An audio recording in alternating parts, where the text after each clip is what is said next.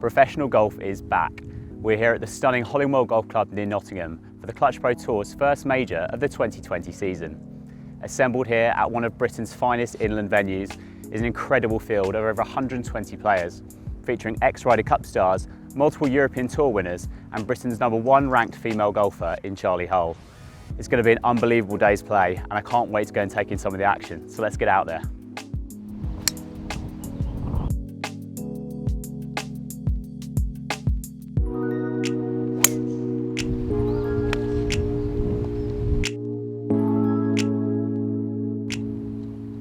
What makes this place such a special golf course? It's actually, it's just brutal, to be honest with you. You know, if you're not quite on your A game, it'll definitely highlight your errors. So it's just a fantastic layout. I mean, every hole is like one of them holes that could be on the back of the scorecard type thing. So it just the setting, everything, and the last three holes are just, I think personally, are fantastic. Like how they're set into the pine trees and the little arena around 17. It's fantastic.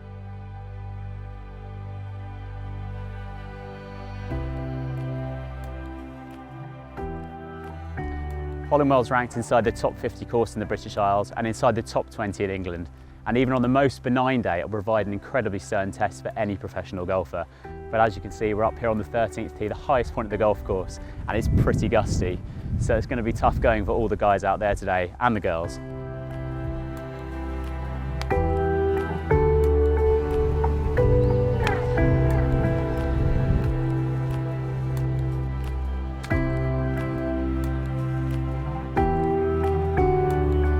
One of the groupings that certainly caught the eye today was that featuring 2008 Ryder Cup star Oliver Wilson and 25th ranked women's golfer Charley Hull. And it turned out in this open access event that Charley was having a great day at the office. I really like the golf course. It's the first time I've been around here in about 12 years, so it was good, but the weather was super windy, so it was tricky some lines, but no, it was really nice. I really enjoyed it. I always play with the boys anyway. I like to play with Ollie today. I really enjoyed playing with him, and just watching his short game is really good. He's got a really good short game, and I chipped and putted quite well as well. So it's just nice to play with the boys in a comp.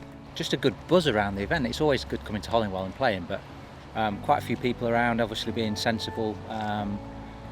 Everyone involved in the tournament. Yeah, it was good. It was interesting. I kind of expected it to be pretty basic, and it wasn't. It felt like a really good event, so I was quite pleased. I know Charley. I've never played with her, but I was really impressed. Played way better than me. She was unlucky really. She was so solid, tee to green, didn't really hold loads, but yeah, it was good. You know, yeah, what can I say? I mean, you can see how good she is, and you can see why she's doing what she's doing. She just looks really solid all the way through her game.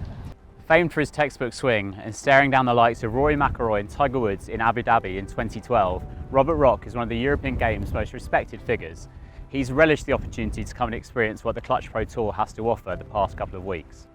How exciting is it, and how interesting is it to be playing in a kind of a forward-thinking event like this where it's open access and mixed gender? Yeah, it's pretty cool actually. It's some of the people I've been working with haven't played as yet, but I'm looking forward to the day that we all play the same event. Maybe I'll get to play with them as well, and you can see how they compete properly, because it's different to just watching them hit balls and practice and then getting feedback when they play tournaments. But to be able to watch people play I think that's really the key part to coaching. You can see what they're doing great and some things that they might be able to improve on.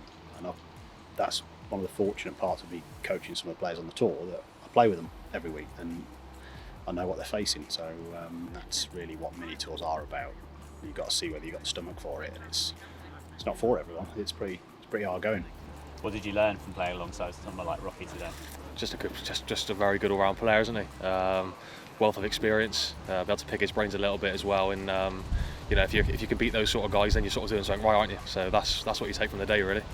I didn't do anything particularly great. I just didn't do anything particularly all that wrong either. Made a couple of bogeys out there, which is probably to be expected today in these conditions. Then picked up some nice shots, made a nice 2 into the 13th, which is playing a roll long hole today, so I had a lovely shot in there. Hold a nice bunker shot on the 4th as well, just to get my round going. So I just played some solid stuff. Despite the inclement conditions, the field's highest ranked male golfer, Andy Sullivan, set an imposing clubhouse target of 5 under par with a fine round of 67. For a good while, it seemed that this total was safe and that nobody would catch Sullivan and deny him the victory and the £10,000 first prize. But then, up stepped George Bloor.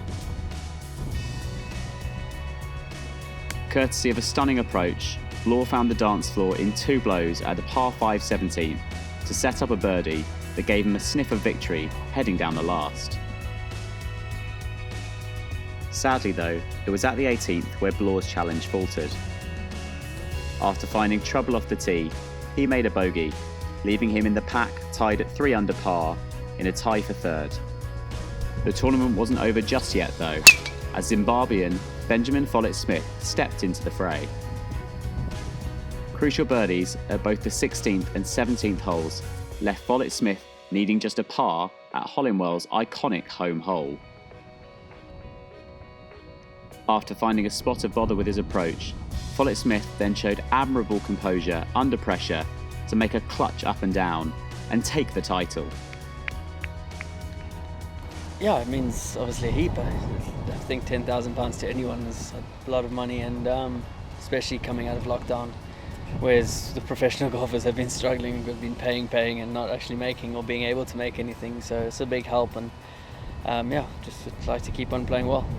It was a nervy one coming down the stretch there, a couple of birdies late on, and then coming down 18, found the trap on 18, had to make a good up and down. Can you just talk us through that up and down and talk us through the emotions of it?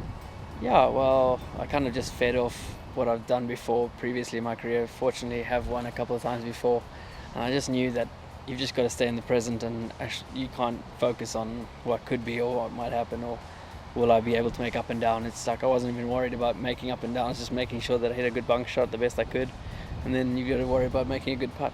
And if you can focus one step at a time, kind of one golf shot at a time, it helps. And I managed to play pretty good bunk shot, considering the lie and considering the wind and everything. And then just made a 5-foot putt for par. Happy to lift the Zim flag up high and continue with the African spirit, I guess.